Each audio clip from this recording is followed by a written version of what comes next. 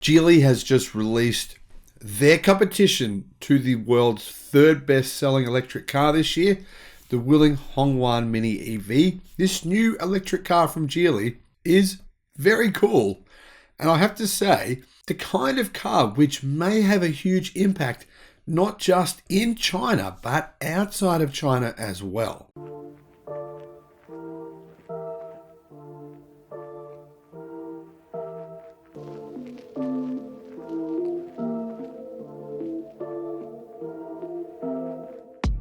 Hello my friends, welcome to the channel. I'm the Electric Viking. Welcome to the new subscribers. Welcome back everyone else. Thank you for subscribing. Thank you for supporting the channel. Thank you to those of you who have supported the channel on Patreon, and also to those of you who are channel members. I'll put a link in the description below to our membership page on YouTube. You do get to see some videos on that. If you become a member of the channel, you do get to see some videos in advance, some of them a few days in advance. Geely's new car, it's called the Geometry M2. It's going after the Wuling Mini EV for good reason. I mean, the Wuling Mini EV sells so many cars per month, it's ridiculous. That market in China is insane. If you've been watching the channel, you've probably seen there's actually websites in China with over 10 million customization options for these mini cars. They're so popular. The market is a lot bigger than people realize because actually the Wuling Hongwan Mini EV has a lot of competition already. I mean, it's not just a car unto itself. People think that it is because it's the only car we really talk about. But the truth is, I've made several videos on direct competition to the Wuling Hongwan Mini EV, and some of those cars are incredibly compelling. However, this new little Geometry M2 is going to increase that competition just that bit more. Now, this is the M2. It's an electric mini for, well, officially the Chinese car market, but honestly, this is Geely making this car. They may very well sell this car outside of China as well. One market that they could go after is the market where these cars actually originated. The kei cars, the K cars, whatever you want to call them, they were originally began in Japan. And seeing as there's very few Japanese electric cars available now, in particular very few electric cars available in this market segment to Japanese buyers, that's an area where these Chinese companies may go. But not only that, I mean, Europeans love their mini hatches.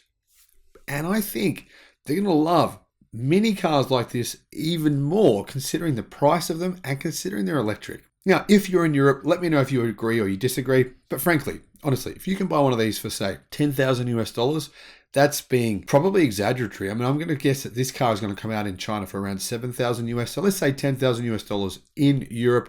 Well, what's its competition? There's cars like the Up from Volkswagen, which sell for 30,000 US dollars. And they're only marginally bigger than this. So realistically, you're looking at 1/3 of the price. Now the Up sold out for 12 months, right? It sold out for 12 months at a price of 30,000 US dollars. Imagine how well these cars would sell in Europe. They would sell like absolute hotcakes, perfect for little cities. In some little cities in Europe, it's really, really hard to drive a car through streets. The streets are really narrow, car parking spaces are tiny. These cars meet that market segment perfectly. Now, one other interesting competitor to the Wuling Hongwan Mini EV is called the Chery QQ Ice Cream. And I made a video about that car, which I thought was maybe even more compelling than the Wuling Hongwan Mini EV. I'll put a link in the description below to that video. Check that one out if you want to, as it's one of my favorite small electric cars. Now, the Geometry M2 is a 2-door, 4-seat hatchback. It's pretty small, but it's bigger than a Wuling Hongwan Mini EV. It's 3,065 millimeters long, so just over 3 meters, 1,522 millimeters wide, and 1,600 millimeters high.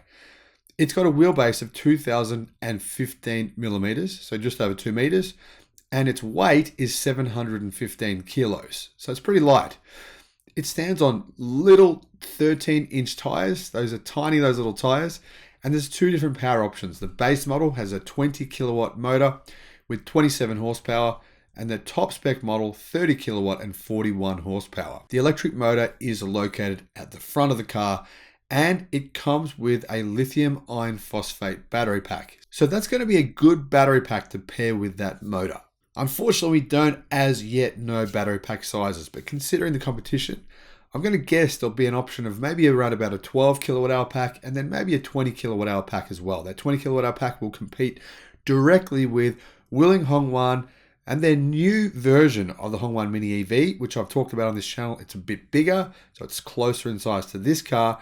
Plus, it has a bigger battery pack, giving the car around 250 kilometers of range, which is perfect. Now, this model of car is meant to be named Geometry, and CarNewsChina.com points out something odd in these photos, which is that unlike other Geometry cars, which have the Geometry badging on the back, this has the Geely badging on the back, just says Geely. So what this has got me thinking, right, is that maybe Geely are planning on selling this car in markets outside of China, where Geometry is just a completely unknown brand in most places around the world. But Geely, on the other hand, it is a known brand outside of China. So that could be an option for the company. Maybe that's what's happening. Now, I made a video on the 11th of November 2021 saying that I was shocked about Geely's electric car plans because frankly, they were pretty disappointing. At the time, they were. If you want to see that video, I'll put a link in the description below. However, things have certainly changed since then. Geely has significantly adjusted, drastically adjusted, in fact, their electric car plans. They plan on now having a much larger percentage of their cars that are being manufactured in 2025 being electric. In fact, Geely has totally changed their strategy within only a few months. They are now saying that they want all of their global sales in 2023, 50% of all of their sales to be fully electric next year.